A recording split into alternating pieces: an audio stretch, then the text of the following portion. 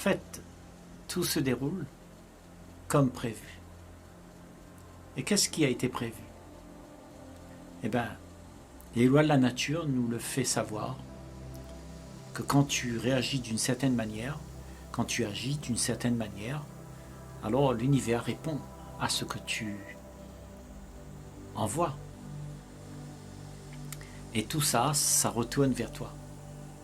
Donc tout ce que nous subissons, tout ce que nous voyons arriver dans ce monde est le résultat de toutes nos interactions.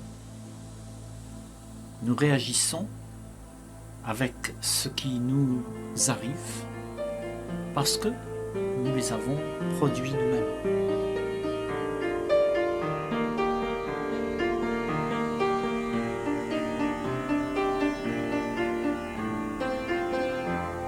Donc, nous sommes face à nous-mêmes en fait. Tout ce que nous subissons, tout ce qui arrive tous les jours, c'est le résultat de ce que nous avons fabriqué. Et tout ce que nous avons lancé dans nos vies fait exister tout ce qui se passe. Et ce qui se passe, en fait, tu ne t'aperçois pas que ce sont des choses que toi-même tu as lancées quelque part. Donc on récolte ce qu'on a semé. Et c'est comme ça que ça se passe dans ce monde. Nous sommes en train de subir ce que nous avons lancé, projeté dans notre espoir. Tous les désirs que nous avons eus, que nous avons voulu poursuivre tout ça, ce sont des éléments que nous avons lancés dans l'espoir pour pouvoir avoir ce que nous désirons. Nous récoltons tout ça. Et bien sûr, nous récoltons bien plus que ça. Nous récoltons aussi le revers de la médaille. Parce que toutes nos actions ont deux faces. Une action qui va pouvoir te donner du plaisir. Et dans le retour de ce plaisir, il y aura quelque chose qui sera amer. Parce que le plaisir, lui, il est éphémère. Et quand tu veux le garder, alors qu'est-ce qui se passe? C'est que tu souffres. Parce que il ne peut pas être gardé. Donc tout ce que nous avons autour de nous, c'est la représentation de ce qu'on est finalement. Donc on jouit de certaines choses et les autres choses, on les subit. Donc on est tout le temps en train d'être en face de tout un système qui nous a été donné de vivre, et ça s'appelle l'interaction de tous les humains. Nous sommes dans l'interaction de nos pensées, de nos idées, de nos vouloirs, de nos dépressions, de nos peurs, de nos angoisses. Et en fait, tout ça, ça fait des réactions. Parce que nous avons fait en sorte que nous sommes, chacun d'entre nous, en relation, en interaction. Et cette interaction, c'est le résultat de ce que nous vivons. Pourquoi on fait ça? C'est parce que la vie, c'est comme ça. La vie, c'est mouvement constant, interaction, action.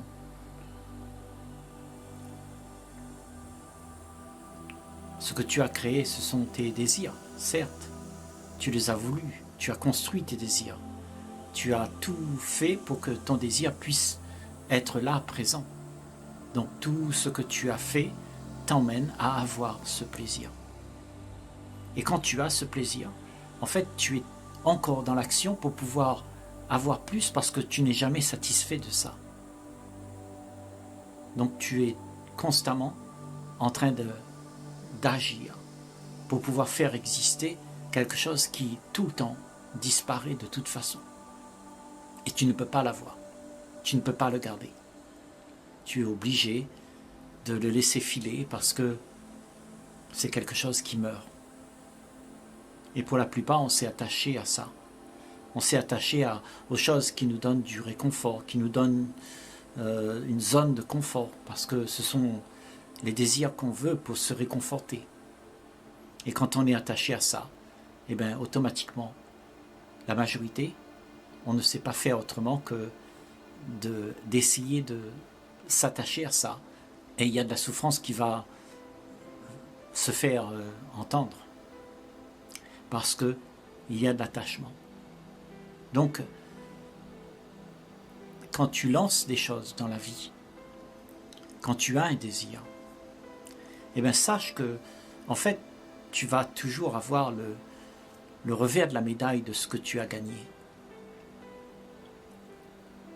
C'est-à-dire, tu as un désir, tu l'élabores, tu t'actives pour faire en sorte que tu puisses le faire naître. Et quand il est né, eh ben, c'est quelque chose que tu veux encore plus parce qu'il n'y en a pas assez, parce que ça meurt. Mais pour avoir ce plaisir éphémère, tu fais des choses. Et toutes ces choses que tu fais, ça impacte le monde. Ça impacte l'autre là-bas. Parce que c'est avec l'autre que tu as pu concrétiser ce que tu veux pour te donner ce plaisir, pour te donner cet égaiement que tu as besoin pour faire exister un moment de joie, un moment de plaisir, un moment de bien-être. Parce que la vie, elle est jonchée de constante activité pour pouvoir atteindre quelque chose. Et cela nous use l'esprit parce que nous sommes occupés tout le temps à courir pour avoir ça. Donc, on a besoin de l'autre pour le faire, pour faire exister ça. Et comme tu as besoin de l'autre, alors tu impactes aussi l'autre. Ton désir impacte quelqu'un. Quelqu'un va se sentir obligé de devoir assouvir ton désir, ton bonheur. C'est-à-dire ton bonheur, c'est par exemple, tu as besoin de quelque chose pour te rendre heureux, c'est-à-dire une voiture, un peu d'argent, une maison. Donc il y aura quelqu'un qui va devoir se mettre au travail pour que tu puisses avoir ça. Et ça, on l'oublie.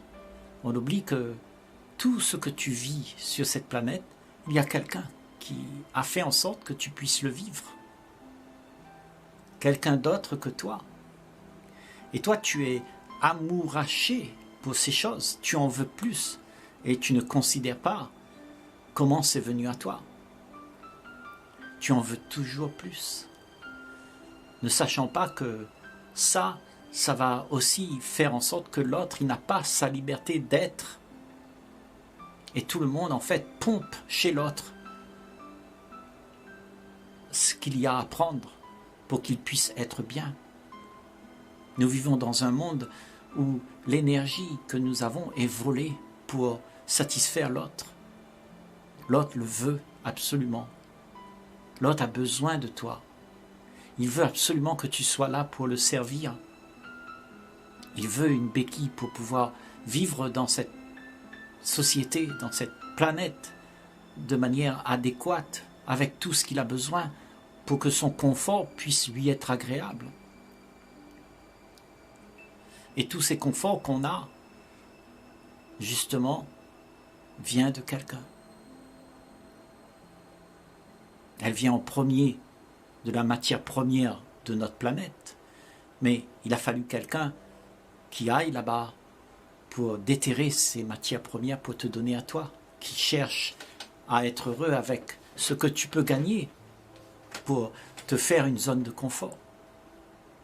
Donc nous vivons dans un monde, en fait, sur le dos de l'un et l'autre.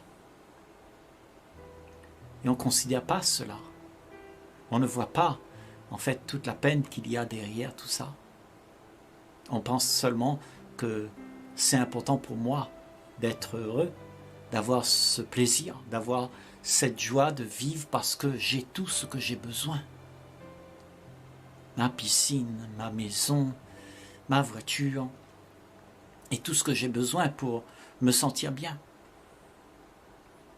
Donc, nous élaborons toujours un monde beaucoup plus compliqué, et tout ça, ça demande c'est-à-dire c'est une demande insistante d'une volonté collective qui fait que tout le monde est entré dans un jeu pour pouvoir faire en sorte que l'autre puisse être bien. Et toute la structure mentale qui est derrière tout ça t'indique que tu dois continuer à faire ça, parce qu'autrement, tu es condamné, tu es jugé. On va te dire, mais tu n'es pas gentil, parce que tu ne veux pas faire plaisir. Tu dois aimer, dit-on. Tu dois faire ce que l'autre attend, parce qu'il a besoin d'être heureux. Donc on te somme toute ta vie de faire plaisir. Et tu vis ta vie en croyant que ça, c'est l'ultime. C'est-à-dire faire plaisir à quelqu'un pour que l'autre puisse vivre son rêve égocentrique. Ça ne veut pas dire qu'il ne faut pas qu'on vive notre vie de manière stable, adéquate, confortable. Mais ça veut tout simplement dire que si tu prends conscience de ça, eh bien peut-être que l'autre, tu vas le considérer autrement. Parce que l'autre qui est à ton service, il souffre de ne pas être lui aussi libéré de ce que toi tu veux. Donc il est tout le temps en train d'agir, d'interagir avec ce que le monde attend de lui. Et le monde le use, il devient esclave du monde. Et ça devient pénible pour la plupart d'entre nous que de devoir travailler, satisfaire encore plus les grands qui ont besoin encore plus, qui ne cessent jamais de vouloir. Donc on se retrouve devant un cercle vicieux qui fait que chacun d'entre nous, on a cette obligeance. On croit qu'on est obligé.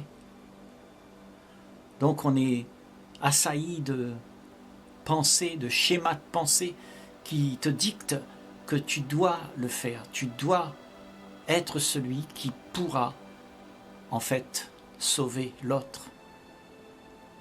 Et tout le monde attend que tu viennes les sauver de leurs misérables petites conditions. Parce qu'ils vont t'utiliser comme une béquille pour pouvoir traverser l'existence. Parce qu'ils veulent de ton énergie pour pouvoir faire en sorte qu'ils soient confortables. Pourquoi ils cherchent ça? Pourquoi tout le monde cherche à être dans le confort d'une vie stable, merveilleuse, sans embûches, toujours sécurisée, un plaisir sécurisé, c'est ce qu'on veut. Donc on veut le sécuriser, et pour le sécuriser, on demande à l'autre d'être le garant. Donc on attend de l'autre. Et si l'autre ne le fait pas, alors il y a conflit entre l'un et l'autre, parce que l'autre n'a pas donné ce que j'ai besoin. Donc, dans leur relation, il y a ce conflit entre l'un et l'autre pour faire en sorte que chacun puisse être disponible l'un pour l'autre. Mais cette disponibilité, c'est quelque chose qui est voulu. Pourquoi? Pour une fin égocentrique, une fin éphémère. À la fin, tout ça c'est du vent. Toute cette activité devient du vent parce qu'elle remplit le désir de celui qui cherche un plaisir, mais ce plaisir est éphémère. Et en fait, nous nous retrouvons tous dans un monde d'illusions où tout le monde convoite ce qu'il y a à gagner pour que je puisse être dans le bien-être. Et c'est pour ça que nous sommes dans un monde de rivalité, parce que personne ne veut entendre la raison. Et la raison c'est que c'est une illusion. Et cette illusion te fait courir et te fait être dans l'arrogance pour pouvoir être assouvi par ce que l'autre peut donner. Donc on utilise l'autre. Chacun d'entre nous, on est utilisé pour le bonheur, pour le bien-être, sous couvert d'un amour qui a besoin de t'enfermer. Parce qu'on dit on t'aime. Mais en fait, cette raison pour laquelle on t'aime, c'est parce que tu es quelque chose de précieux pour celui qui veut être heureux. Tu es mon enfant, tu es ma femme, tu es quelqu'un que j'aime pour moi, pour que je puisse être heureux. Il n'y a rien de gratuit en fait. Tu vis dans la demande d'être bien. Tu cherches à te satisfaire de ce que l'autre peut te procurer. Tu veux que ta vie soit agréable. Et celui qui veut ça, ce n'est pas toi. C'est le personnage que tu as mis en place et qui veut exister à travers tout ce qu'il a gagné, tout ce qu'il a pu prendre de l'autre. Et il existe, il se donne de la valeur. Et il te dit qu'il veut plus encore. Donc tout le monde compte sur l'autre pour que la situation puisse perdurer, la zone de confort puisse continuer à être là. Et quand on fait ça, eh bien, il y a de la rivalité. Parce que tout le monde se sent obligé, tout le monde se sent esclave l'un de l'autre, soumis l'un à l'autre. Et on se croit être celui qui doit faire ça. Toute la société indique que c'est comme ça. On doit faire plaisir. On doit faire en sorte que l'autre là-bas, il soit heureux.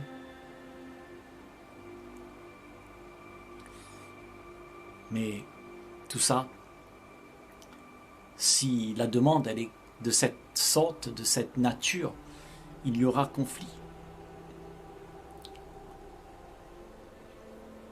Vivre ensemble, c'est autre chose. C'est que si tout le monde n'attend rien de qui que ce soit, c'est-à-dire si tout le monde aime, si tout le monde ne veut plus rien, alors la relation sera différente. Tout le monde va vouloir faire ce qui est bon pour l'autre, parce qu'il y a un amour gratuit. Et c'est dans cet état qu'on arrivera à vivre ensemble en paix. Parce que si on attend d'être aimé par l'autre, d'être chouchouté par celui à qui on demande un peu de bien-être, alors tu seras toujours dans l'attente. Et là, on est en train de dire, ne fais pas ça. Parce que c'est un mouvement éphémère de la vie, ça, où tout le monde va se taper dessus. Mais on dit plutôt, n'attends rien. Aime. Juste aime. Aime l'oiseau qui prend son envol. Aime le coucher du soleil. Aime l'arbre qui fleurit. Les fruits que tu peux manger. Aime tout ça. Ça veut dire que tu n'es plus quelqu'un qui attend de qui que ce soit pour que tu puisses être bien. Et quand tout le monde le fait, ben plus personne a besoin d'être aimé. Parce que tout le monde est aimé naturellement. Parce que tout le monde aime, tout le monde respecte, tout le monde prend soin. Mais là-dedans, il n'y aura aucune obligation. Il n'y a pas le centre égocentrique qui sera là pour demander. Parce que quand il y a le centre égocentrique qui veut faire exister chez l'autre le besoin qu'il attend, alors il y a de la rivalité. Parce que l'autre n'est plus naturel, il est esclave. C'est quand on n'est plus dans la demande compulsive de ce que le monde attend qu'il y a quelque chose de naturel qui se produit. Cet échange gratuit les uns envers les autres, sans que rien ne soit attendu, ni de l'un, ni de l'autre. Il y a une paix où personne n'emprisonne personne, où personne ne veut rien de personne. On a accepté l'autre comme il est. On ne lui demande pas d'être au goût de ce que j'attends. Parce que ce qui se passe, c'est plutôt qu'on aime la vie, le monde, les oiseaux, les étoiles.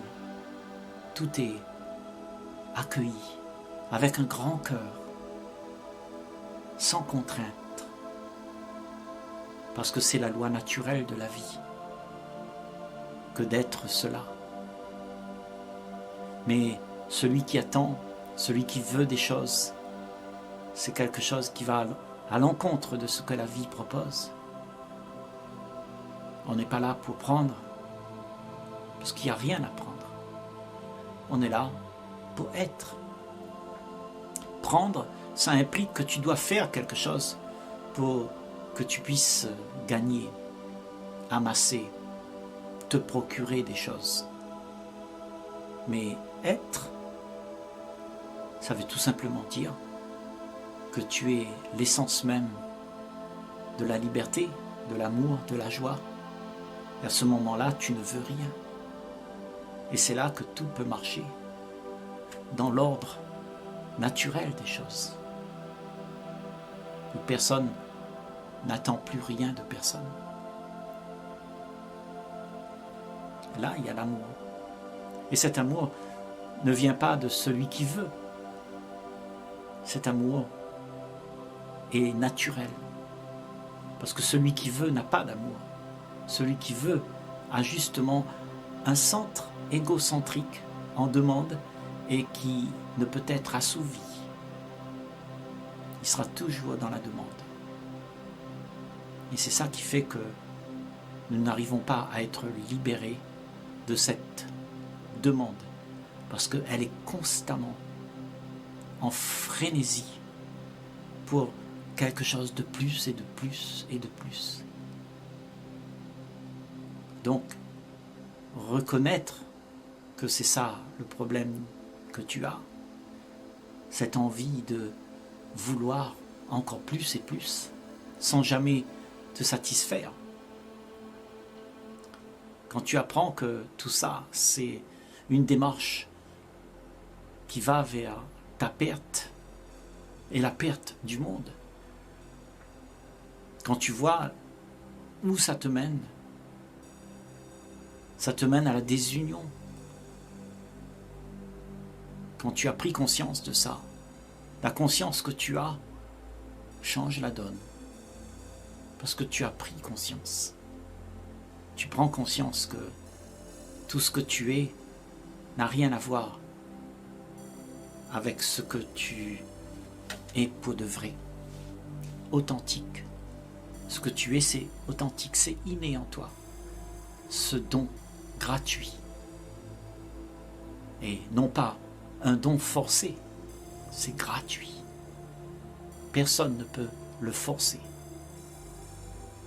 Parce que il ne peut être donné que gratuitement.